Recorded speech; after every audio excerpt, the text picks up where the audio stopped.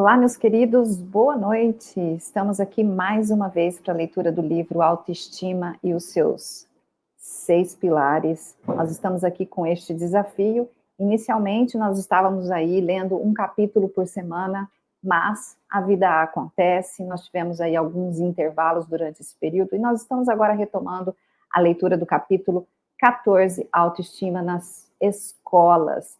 Nós estamos agora reiniciando a leitura do capítulo 14, Autoestima nas escolas, e nós vamos falar especificamente hoje da parte 2 deste capítulo, porque Autoestima e seus 6 pilares, gente, é um livro extremamente profundo, então é muito difícil resumir cada um deles. Então, devido à importância desse capítulo, eu estou dividindo este capítulo em 3 partes, certo? E hoje nós iremos ler e comentar o capítulo 14, parte 2, certo? Então, se você está chegando aqui agora no meu canal, não me conhece, meu nome é Lidiane Migliorini, eu sou mentora de reconstrução pessoal, sou terapeuta, e eu ajudo pessoas que estão em fase de transição de vida, pessoas que passaram por rupturas traumáticas, seja um casamento, uma transição de carreira, enfim, todos aqueles momentos em que você é desafiado, né, na sua vida pessoal e você precisa se reconstruir. E se você é novo aqui no canal, eu convido você a se inscrever aí, se inscreva, ative o sininho das notificações para você ser avisado, né, dos próximos vídeos. Se você curtir, curta esse vídeo, compartilhe com as pessoas que você ama, porque aqui nós estamos transmitindo um conteúdo de extrema relevância, que é a leitura desse clássico, né? Autoestima e seus 6 pilares é um clássico de Nathaniel Branden. Nathaniel Branden foi um mestre nos estudos, né, da autoestima. Ele debruçou a sua vida, né, 40 anos da sua vida sobre esse tema, e para mim é o Papa em se tratando deste assunto.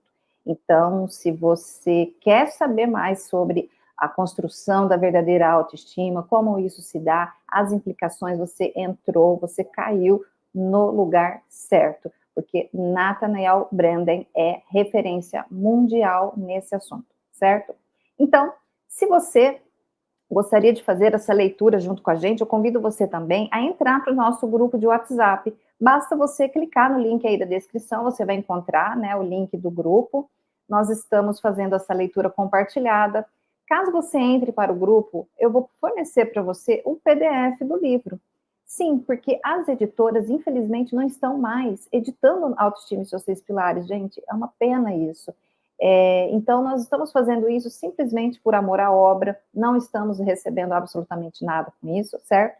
Se você quiser comprar Autoestima e seus 6 pilares, você vai ver, você só vai conseguir usado, né, em segunda mão, pela estante virtual, ou você vai encontrar pela versão Kindle em inglês, tá? Então, se você gosta de livro digital, né, está acostumado com essa ferramenta, já tem, para você, vai ser possível você adquirir a sua versão aí pela Amazon em inglês. E lá tem a ferramentinha, né, de tradução, que você pode fazer a tradução também. Ou entra para o nosso grupo.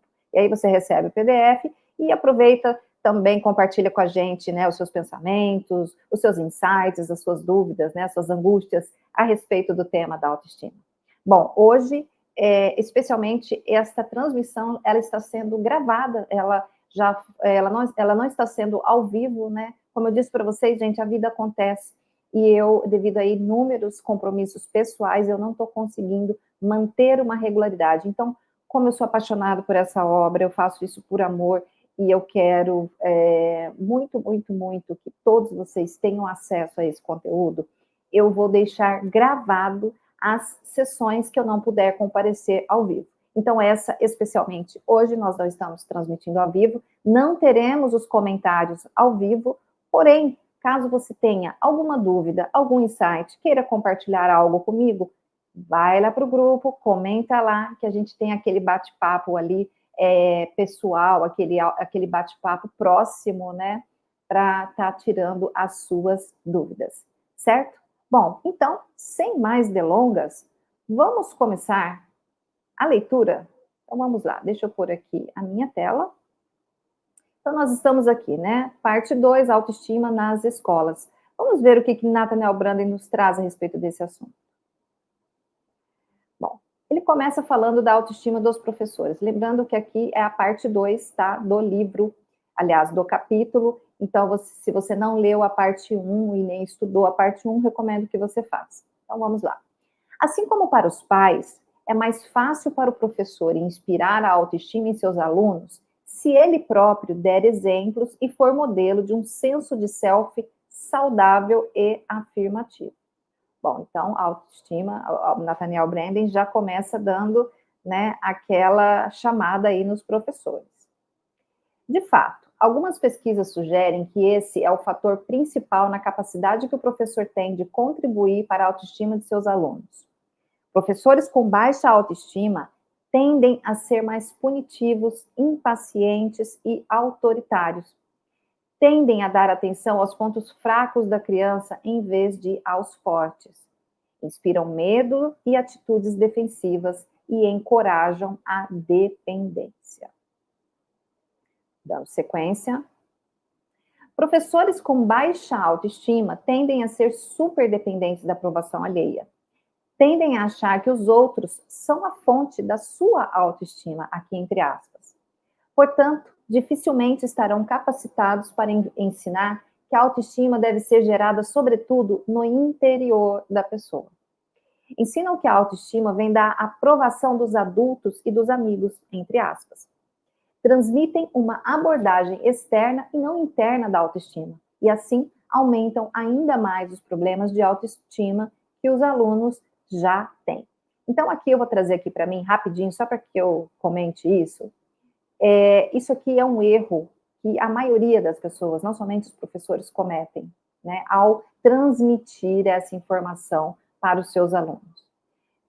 Eles transmitem que a autoestima, ela vem da aprovação alheia. Então, quando o meu professor é legal comigo, eu me sinto bem comigo.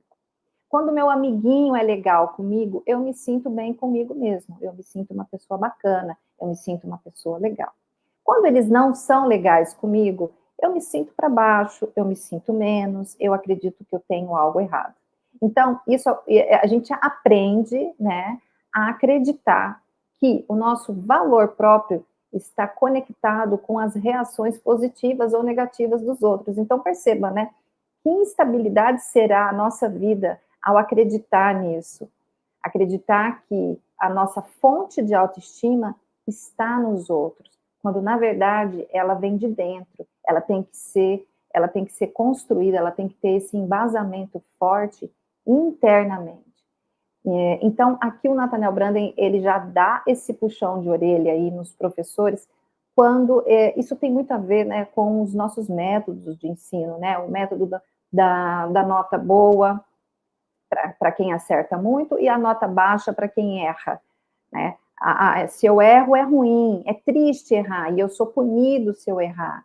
Então, essas metodologias já antigas de ensino, que pune o erro e parabeniza o acerto, ela faz com que o indivíduo cresça acreditando que ele só é bom quando ele acerta, quando, na verdade, o próprio erro em si é um mecanismo de aprendizagem, é um fator de aprendizagem, é um processo de aprendizagem, e não tem nada a ver com ser menos inteligente, com ser menos capaz, com ser menos talentoso, e absolutamente, o erro, ele é apenas um processo, ele faz parte, né, do processo de aprendizagem. Então, o Nathaniel Branden, ele já chama atenção para isso aqui, e eu recomendo aí você, professor, pedagogo, psicólogo, né, pais, e todos vocês aí que estão em contato, né, com crianças, fiquem atentos a isso, né? O erro faz parte do processo. Ele não é motivo para punição e nem para que a gente qualifique, né, essa criança como boa, má, talentosa, não talentosa, inteligente, não inteligente. O Nathaniel Branden, ele vai aprofundar bem mais isso, então vamos ver o que ele diz a respeito. O que um bom professor, um bom pai, um bom psicoterapeuta e um bom treinador têm em comum é a profunda confiança no potencial da pessoa com a qual estão lidando. A convicção a respeito daquilo que ela é capaz de ser e fazer, além da capacidade de transmitir essa convicção em suas interações. Muito bom. Professores com boa autoestima estão prontos para entender que, se quiserem nutrir a autoestima de outra pessoa, precisam saber transmitir-lhe esse valor, proporcionando assim uma experiência de aceitação e respeito. Como sabem que a maioria de nós tende a subestimar nossos recursos interiores, procuram manter esse conhecimento no centro de sua percepção. Somos capazes de muito mais do que imaginamos. Quando os professores têm isso claro, os alunos adquirem essa compreensão quase por estágio. Então, aqui, o Nathaniel Branden, ele chama a atenção para a questão assim, o professor que tem uma boa autoestima, ele sabe que normalmente os alunos, as crianças, seres, né, em crescimento, que têm uma profunda insegurança em si, né, porque estão crescendo, estão aprendendo, elas têm uma tendência a se subestimar. Isso é natural das pessoas, né, mas o bom professor, o bom treinador, o bom pai, ele enxerga esse potencial no indivíduo. Né? E ele se coloca na condição e no papel de fazer com que esse indivíduo também enxergue esse potencial, também enxergue essa qualidade, certo? E da mesma forma faz com que pelo fato deles acreditarem, por contágio, essas crianças, esses adolescentes também irão passar a acreditar mais neles. Então, olha a importância, né, do olhar do professor, né, do olhar do treinador, que transmite isso por contágio mesmo. Olha, eu acredito em você, eu acredito na tua capacidade. Então, só isso, né, só essa presença, só essa força, já é capaz de fazer com que o próprio indivíduo desperte, né, para os seus potenciais interiores. É muito importante o papel do professor. Vamos dar sequência. Expectativas. As pesquisas revelam que as expectativas do professor tendem a se transformar em profecias autorrealizadas. Olha aí. Se ele espera que a criança tire um A ou um D, em qualquer dos casos, a sua expectativa tende a se tornar realidade. Se o professor sabe transmitir, estou absolutamente convencido de que você pode dominar tal assunto. Espero isso de você e vou ajudá-la a conseguir. A criança sente-se nutrida, apoiada e inspirada. Nossa, olha que fala mais sensacional essa do Nathaniel Branden aqui, né? Estou absolutamente convencido de que você pode dominar esse assunto. Eu espero isso de você e eu vou te ajudar a conseguir. Perceba a confiança que uma fala como essa transmite, né, para alguém que está aprendendo. O ambiente em sala de aula, a dignidade da criança. Uma das coisas mais dolorosas da infância é a tendência que os adultos têm de não levar a sério a criança. Sejam desprezadas com maus modos ou elogiadas por sua esperteza, a maioria delas não está acostumada a ser respeitada em sua dignidade como ser humano. Então, o professor que trata seus alunos com cortesia e respeito transmite um sinal à classe. Agora vocês estão em um lugar onde as regras são diferentes daquelas com as quais estão acostumados. Aqui contam a dignidade e os sentimentos de cada um. Dessa maneira simples, o professor pode começar a criar um ambiente que sustenta a autoestima. Então, o Nathaniel Branden está dizendo aqui que quando a criança é tratada com essa dignidade em sala de aula, ela começa a entender que ela é um ser que merece consideração. Ela merece ser vista. As ideias e os pensamentos dela merecem ser ouvidos. Então, se ela não tem essa experiência em casa, essa experiência na escola, a fará já começar a criar essa base de sustentação dessa boa autoestima. Isso ajudará esse indivíduo na vida adulta. Vamos dar sequência. Justiça em sala de aula. O professor não pode evitar gostar mais de um aluno que de outro, mas os bons profissionais sabem administrar os próprios sentimentos. Eles se mantêm fiéis a padrões objetivos de comportamento. A criança precisa saber que, na classe, prevalece a justiça. O professor que não entende isso pode transformar uma criança de 8 anos em um cético que não se importa mais em dar o melhor de si. Autoapreciação. Quando o professor ajuda uma criança a se sentir visível, oferecendo-lhe um feedback adequado, estará encorajando sua autopercepção. Quando ele não julga, mas descreve o que vê, está ajudando a criança a se ver. Quando dá atenção aos seus pontos fortes, incentiva a autoapreciação. Então, complementando, né, aquilo que ele já havia dito ali anteriormente. Né? Quando a criança tem a experiência de ser vista, de ser visível em sala de aula, o professor contribui com o crescimento, o fortalecimento, né, da sua dignidade. Então, mesmo que haja essa preferência entre um e outro, mas ele consegue ser equânime, né, de uma certa forma, ele consegue estabelecer uma justiça, tratar a todos de forma igual. Essa criança, ela entende, né, que apesar das pessoas serem diferentes, elas podem ser consideradas, elas podem ser bem tratadas, elas podem ser respeitadas pelo que elas são. Então, tudo isso são aprendizados em nível inconsciente. É claro que a criança, ela não está lá, né?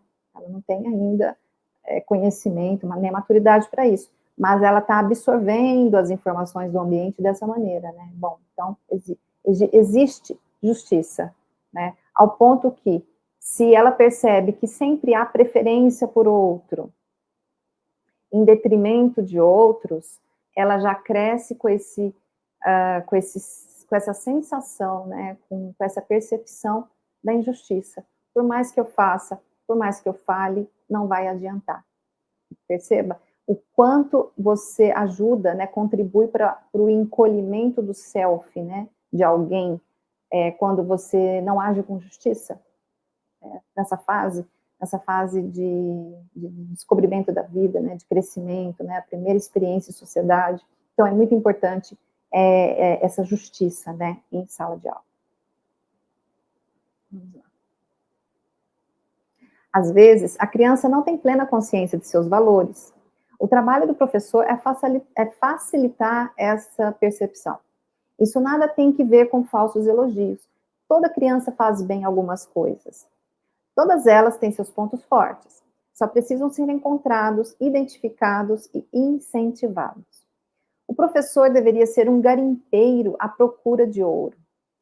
Tente imaginar como teria sido estar em uma classe em que, para o professor, nada fosse mais importante que descobrir o que você tem de melhor, seus pontos fortes e suas virtudes, e ajudá-lo a ter consciência disso. Ele assim teria inspirado o que há de melhor em você? Aqui é uma pergunta. Ele assim teria inspirado o que há de melhor em você? Esse ambiente o teria motivado a crescer e aprender? Então, reflita aí você, né? Todos nós passamos por uma escola.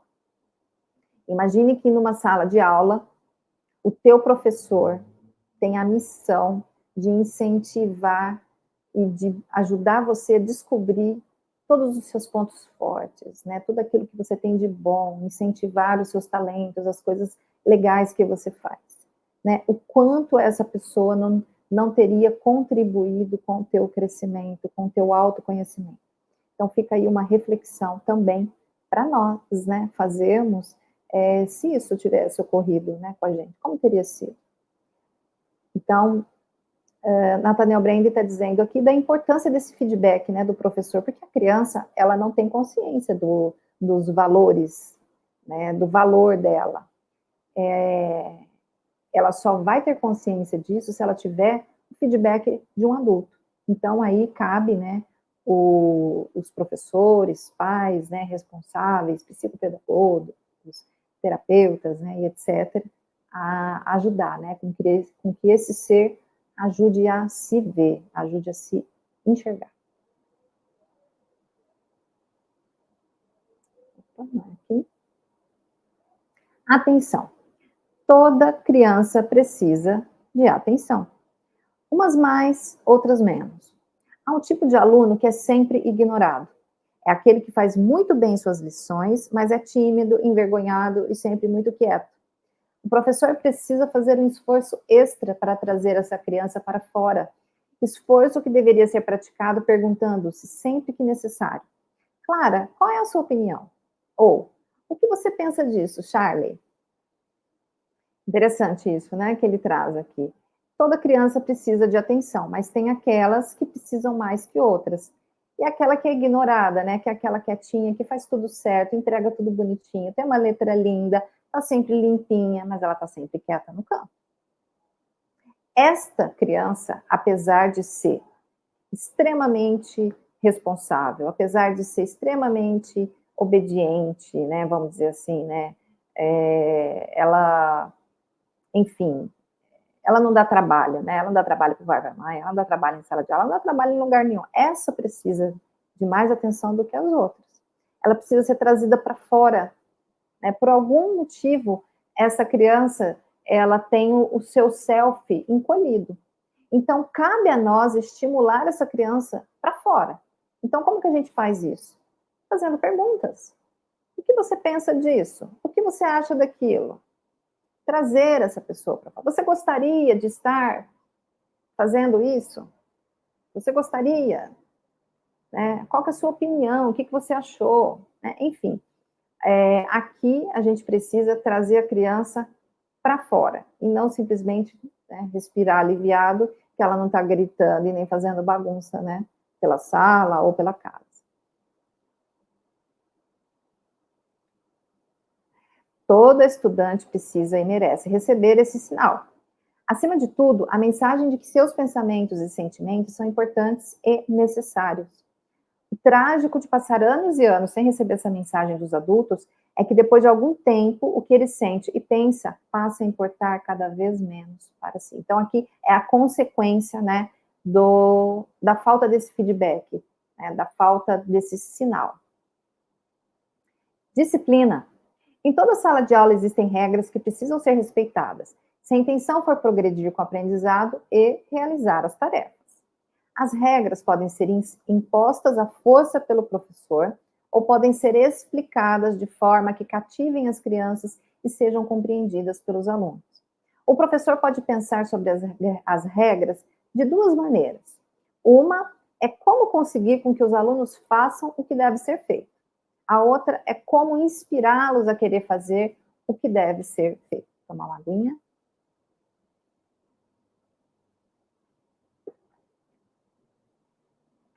Esse aqui é o desafio, né, de todos os professores. Né? Como transmitir as regras, mas de uma forma que inspire os alunos, né? Não apenas como algo que eu faço porque me mandaram fazer, né? Então, esse é um grande desafio, né? É você extrair, você ensinar a disciplina ao mesmo tempo que você motiva essa pessoa, né? Motiva esse ser a ter disciplina, motiva com que ele faça isso sem você ter que levantar a tua voz, sem você ter que repetir isso várias vezes, né? Então, vai da criatividade aí, né, de cada um. Vamos lá. Às vezes, um professor pode achar que não tem outra escolha, além de motivar o aluno através do seu desejo de evitar uma reação negativa, em vez de obter uma positiva. Talvez seja. Mas se essa política for exclusiva ou predominante, será psicologicamente enfraquecedora.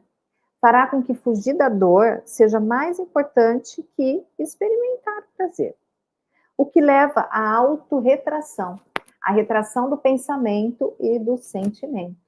Em vez de a expressão, em vez de a autoexpressão e ao desenvolvimento pessoal. Então, aqui ele está falando, né, em outras palavras, das punições.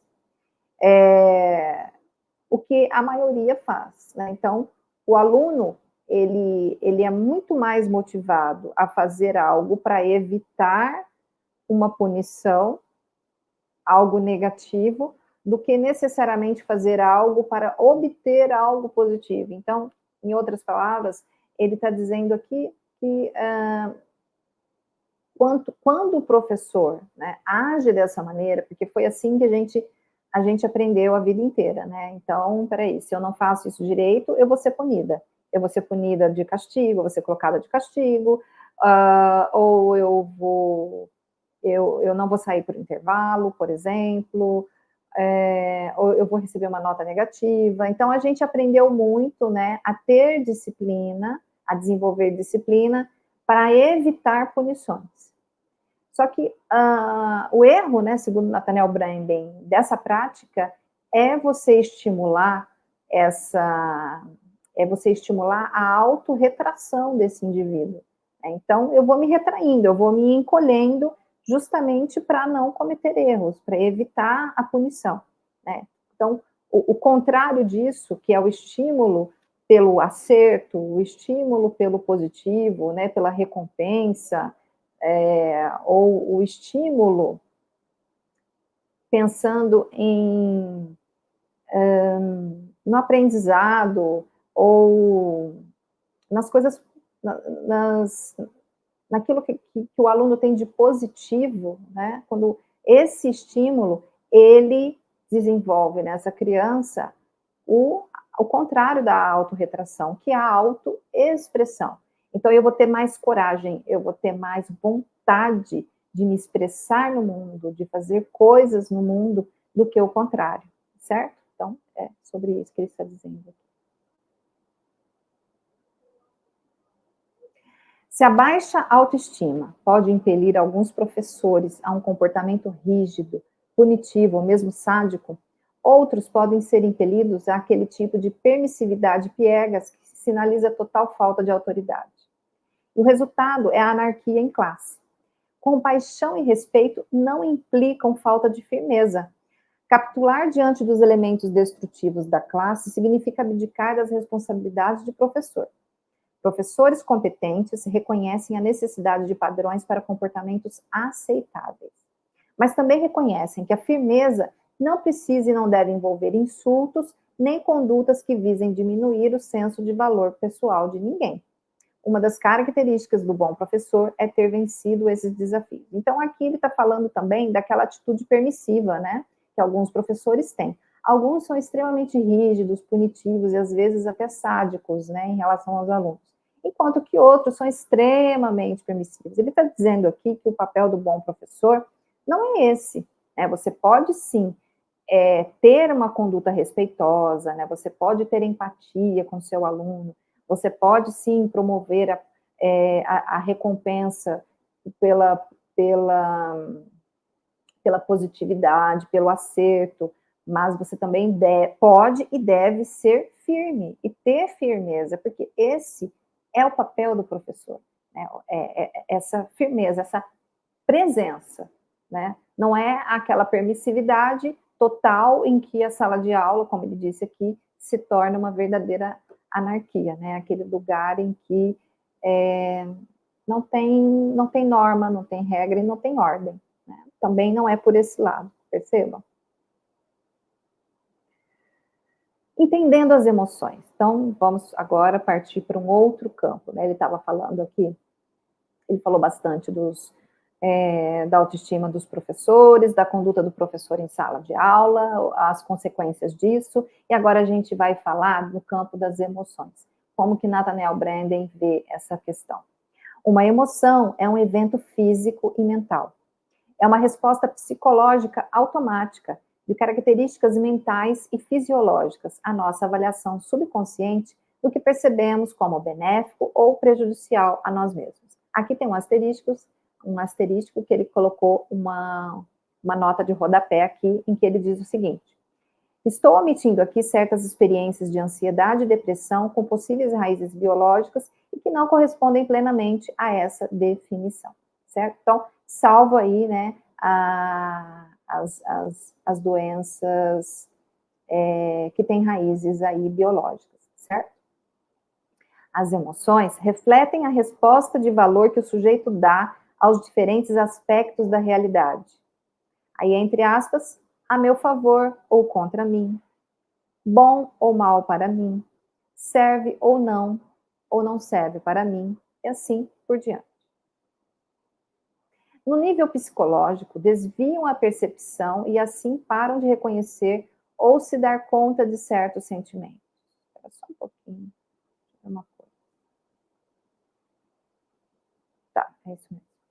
No nível psicológico, desviam a percepção e assim param de reconhecer ou se dar conta de certos sentimentos. No nível físico, inibem a respiração, tensionam o corpo, induzem tensões musculares e bloqueiam o livre fluxo das sensações, induzindo assim um estado de entorpecimento parcial. Então, ele está falando aqui de como ocorrem as emoções, certo? Então, as emoções, elas são respostas, né?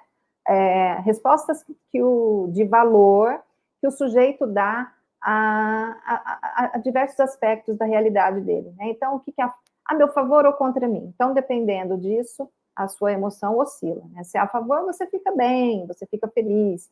Se é contra você, você fica bravo, você fica indignado, você fica frustrado, certo? E assim por diante, tá? Então, no nível psicológico, né, as emoções, elas desviam a percepção, né? Elas deturpam a nossa percepção, percebe?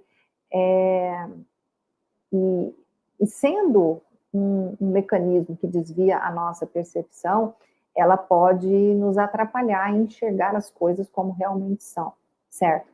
E no nível físico, o que acontece? A emoção, ela também, ela inibe a respiração, ela tensiona o corpo, né? Ela induz a tensões musculares, ela bloqueia o livre fluxo das sensações, ela induz, assim, a um estado de entorpecimento parcial. Então, aqui ele está dizendo, né, de como as emoções influenciam o nosso jeito de sentir, tanto fisicamente, né, como psicologicamente.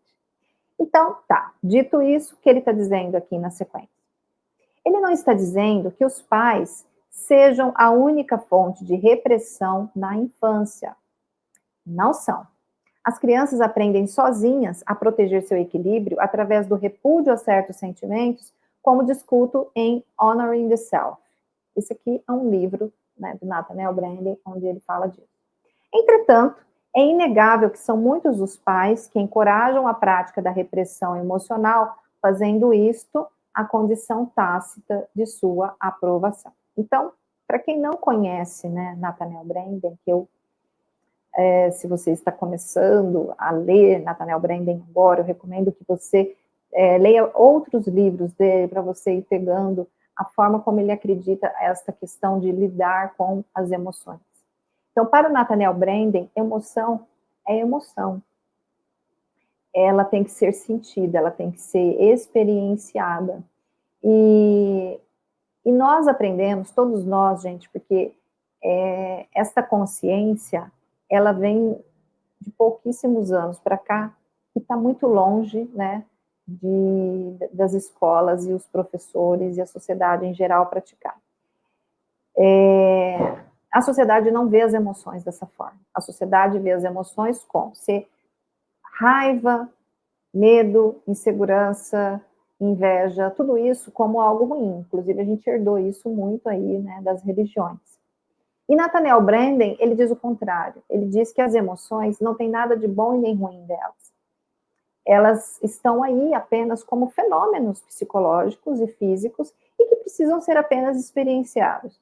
E que os pais, na maioria das vezes, ao invés, né, que eles também não tiveram essa educação, ao invés de ensinar para a criança que sentir raiva é normal, sentir tristeza é normal, eles ensinam ou eles influenciam para que a criança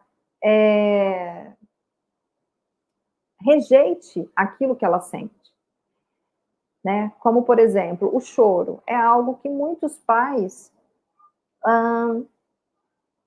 punem seus filhos por eles chorarem. Né? Quando, na verdade, o choro, ele é uma emoção que é muito benéfica, inclusive. Na vida adulta, tem pessoas que têm dificuldade de chorar, quando chorar é uma resposta, né, do teu corpo, é uma resposta do teu ser a uma situação triste, a uma situação estressante. Então, o próprio choro é uma resposta de autorregulação desse corpo. Então, quando eu não choro, quando eu reprimo, por exemplo, eu estou me impedindo de regular essa emoção. Então, a questão aqui não é assim, Você não vai sair por aí chorando em tudo quanto é lugar, em tudo quanto é situação, né? Tem uma educação apropriada para isso, né? Tem um jeito certo de ensinar isso. A questão não é essa. Mas eu, como ser, preciso aceitar o meu choro, experienciar o meu choro, para que eu me regule. Porque uma vez que essa emoção seja reprimida, uma vez que essa emoção vá para o meu inconsciente, ela vai surgir num outro momento, talvez não tão apropriado, certo? Então, é por isso que a gente tem por aí, muitas vezes, os destemperos, as explosões de raiva, a gente tem aí brigas desnecessárias, né, entre casais e entre família, porque não há bem esta regulação. Mas essa é uma observação minha, tá?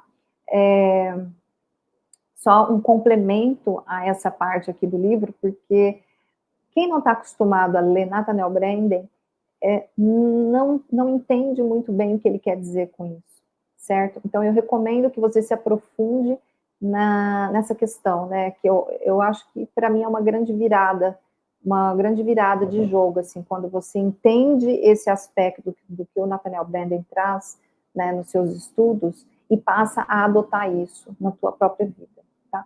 Então tá, vamos lá, dando sequência. Quando as crianças crescem, passam a descartar cada vez mais os sentimentos, cada vez mais partes do self, para serem aceitas e amadas e não serem abandonadas. Muitos adultos são assim também, não são? Elas vão praticar o repúdio pessoal como uma estratégia de sobrevivência. Não se pode esperar que entendam as infelizes consequências que isso lhes trará a longo prazo. O professor está em posição de ensinar às crianças um respeito racional pelos sentimentos, acoplado à consciência de que se pode aceitar um sentimento sem ter de ser dominado por ele. Então, aqui ele está falando que, como o professor é aquele que tem contato, né, com as crianças na mais tenra idade, quando o professor tem esse conhecimento, ele pode trazer, olha só, um grande benefício para a vida deste ser, que é ajudá-lo a compreender que os sentimentos, eles não precisam dominar a tua vida, eles não precisam fazer com que você tome decisões erradas, ou que você tome partidos ou conclusões acerca de si ou dos outros, com base neles, certo? Vamos lá. Podemos aprender a admitir, por exemplo, que temos medo e aceitar isso. Ao contrário aqui, gente, desculpa. Podemos aprender a admitir que temos medo, aceitar isso e, por exemplo, ir ao dentista sempre que necessário. Podemos aprender a aceitar que estamos com raiva, falar dela e não partir para brigas. Podemos aprender a reconhecer nossa mágoa, admitir o sentimento e não assumir ares de indiferença. Podemos aprender a observar nossa impaciência e excitação, respirar fundo estando consciente delas e não sair correndo para brincar antes de terminar a lição. Então, olha que interessante o retrato que ele traz da consciência das nossas emoções, certo? Nós podemos admitir tudo isso e nem por isso sermos levados por isso, né? Sermos dominados por isso. Podemos aprender a reconhecer nossas sensações sexuais, aceitá-las e não sermos controlados por elas de modo autodestrutivos. Podemos aprender a reconhecer e aceitar nossas emoções sem perder a cabeça. Podemos aprender a perguntar: o que meus sentimentos estão tentando me dizer? O que eu preciso considerar ou pensar agora? Podemos aprender que o medo e o sofrimento confrontados são muito menos perigosos que se forem negados. Podemos aprender que somos responsáveis por aquilo que escolhemos fazer, mas que sentimentos em si não são nem morais nem imorais, simplesmente são. Hoje em dia, essa é uma compreensão que certas pessoas só adquirem em psicoterapia.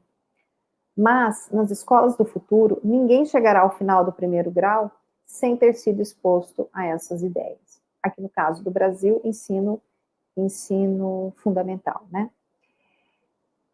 Elas farão parte integrante da educação de todos, graças à sua clara importância para que se possam ter uma vida decente. Então, aqui, Ele está dizendo que os sentimentos, fechando aquilo que eu havia dito anteriormente, né? Os sentimentos, eles não são bons nem ruins em si, nem morais e nem imorais. Eles simplesmente são. Gente, isso é um alívio. Essa consciência, por si só, ela dá um alívio tremendo, porque muita gente se sente culpada pelo que se sente. Ela tem raiva do pai e da mãe. Ter raiva de pai e mãe, gente, é a coisa mais normal do mundo. Mas ela acha que isso, meu Deus, é um pecado. Como que eu posso sentir raiva deles? E aí ela repreende esse sentimento. Ela coloca isso lá no fundo, né, do inconsciente dela. Ela reprime isso. A repressão dos nossos sentimentos, sem o apropriado reconhecimento deles, sem a apropriada consciência deles, nos tornam seres neuróticos, seres divididos, pessoas que pensam e desejam uma coisa e fazem outra. Então, isso se reflete em todas as áreas da nossa vida. Se reflete no relacionamento de casal, se reflete na escolha de carreira, se reflete no relacionamento de trabalho, no relacionamento profissional, né? Se reflete na sua relação consigo, né? Com o teu corpo, com partes do teu ser. Então, quando a gente nega todas essas partes nossas, a gente está negando a gente mesmo.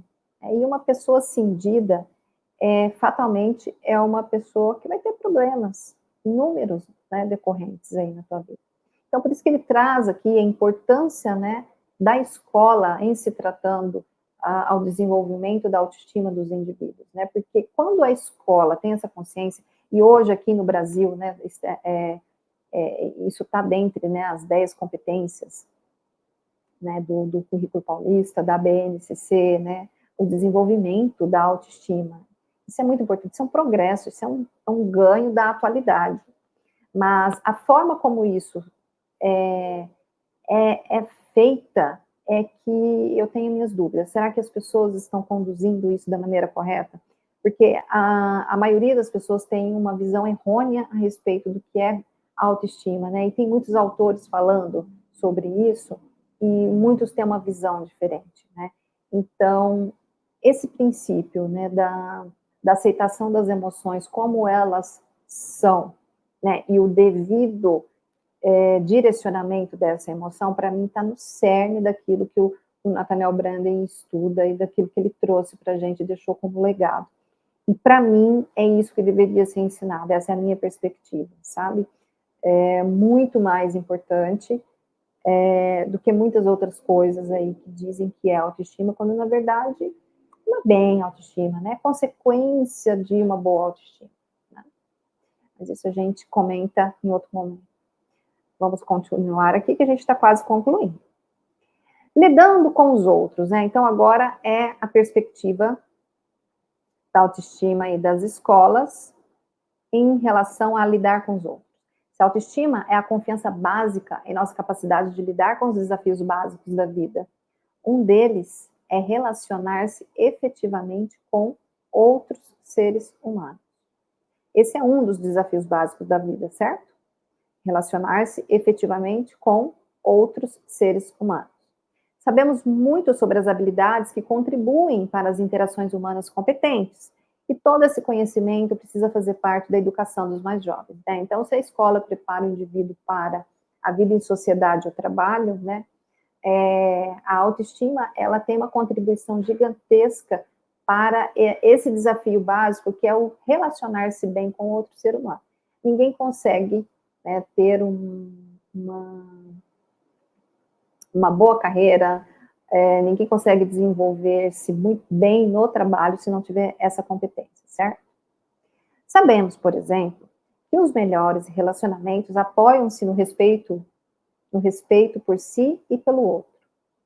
Sabemos que negociação meio a meio, mutuamente benéficas, em que ambos os envolvidos adquirem valores, são superiores às negociações em que um sempre sai perdendo. Tema, entre parênteses aqui, infelizmente encontra-se cada vez mais na literatura voltada para o mundo dos negócios. Sabemos que tratar as pessoas de maneira justa e equilibrada proporciona a segurança de que elas precisam para dar o melhor de si. Sabemos que um espírito de benevolência, compaixão e auxílio mútuo, sem autossacrifícios, faz bem a todos. Sabemos que os vencedores buscam soluções e os perdedores, alguém para culpar. Sabemos que a capacidade de nos comunicar de forma verbal ou escrita é da maior importância, um dos determinantes mais significativos de uma carreira de sucesso. Sabemos o que é ouvir ativamente, o que é um feedback adequado e qual o papel da empatia, e também o que acontece quando esses elementos estão ausentes. Sabemos que a prática individual da autorresponsabilidade, o desejo de ser responsável, pode dar a uma equipe de trabalho um poder sinérgico que não se obtém de nenhum outro jeito. Sabemos que a autoafirmação apropriada pode enriquecer e não subverter os esforços em equipe e que ter medo dela pode sabotá-los. Sabemos que nenhuma interação humana será tão bem sucedida quanto pode ser se uma ou ambas as partes temerem a autoafirmação e a autoexpressão normais.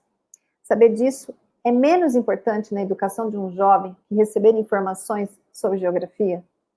Ao proporcionar um treino em eficiência interpessoal, atingimos 2 objetivos ao mesmo tempo.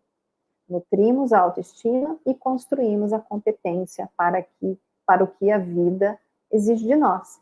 Então, aqui, ele, né, todo esse apanhado que ele fez aqui, né, daquilo que sabemos, né,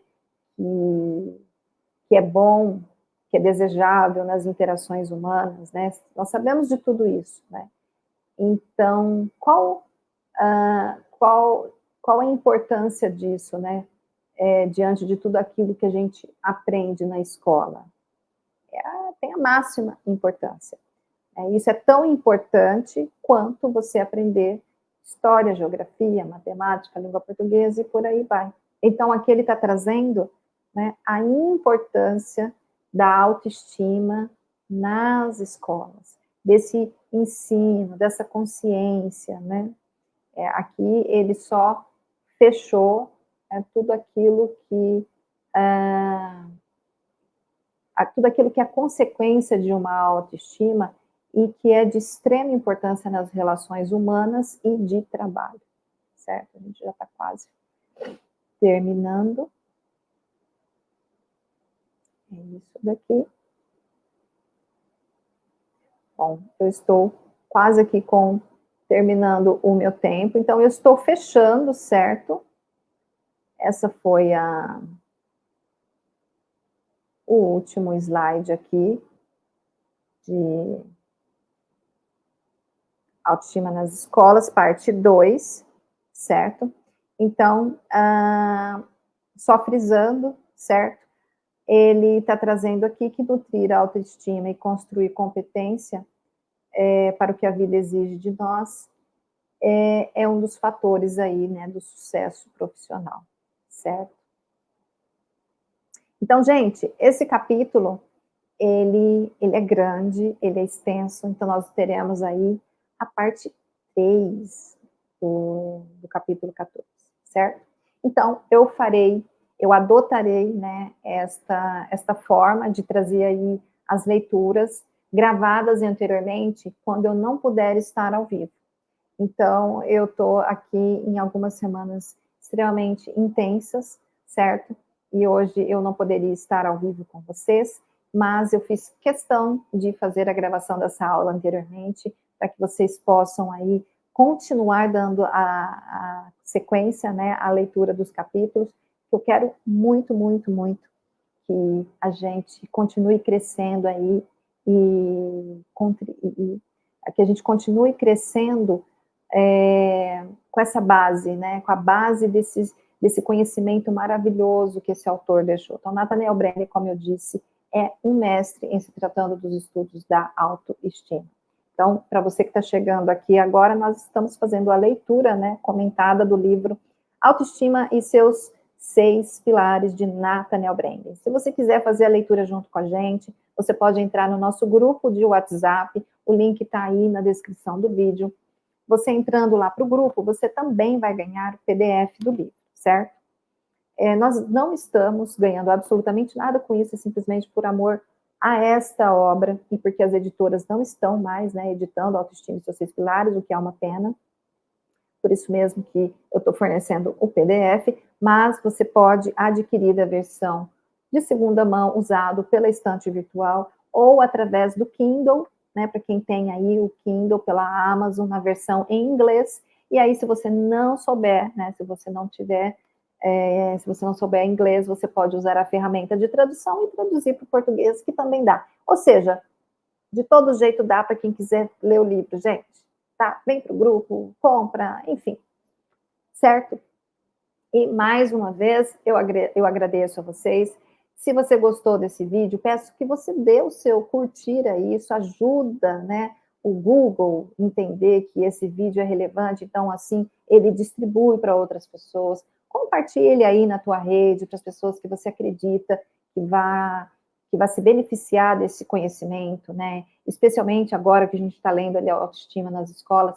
Mande para o seu professor, mande para sua amiga professora, mande para o seu grupo, né, de professoras aí da sua cidade, certo? Venha para essa discussão junto com a gente, traga os seus insights, traga a tua contribuição, vamos tornar isso, né, um ambiente de troca fortalecedor, né, e benéfico aí para todos os participantes, certo? Então, mais uma vez, se você não me conhece, o meu nome é Lidiane Migliorini, eu sou mentora de reconstrução pessoal. Eu ajudo pessoas, homens, mulheres que estão em fase de reconstrução de vida, momentos de ruptura, né, ou grandes desafios, separação, se você está em transição de carreira, ou seja, sabe aquele momento em que você não é mais quem você era, mas você também ainda não se tornou quem você gostaria de ser, você está no meio do caminho, ou seja, você está numa transição de vida.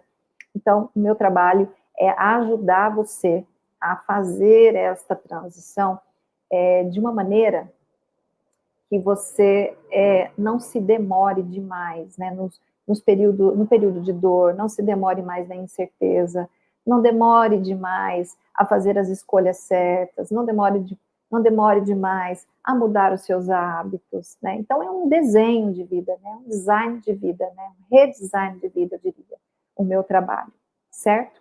Então, caso você queira conhecer o meu trabalho, você também poderá entrar aí no meu site, que é www.lidianemigliorini.com, e lá você também tem acesso a algumas ferramentas gratuitas que eu disponibilizo para você já começar o seu processo de reconstrução.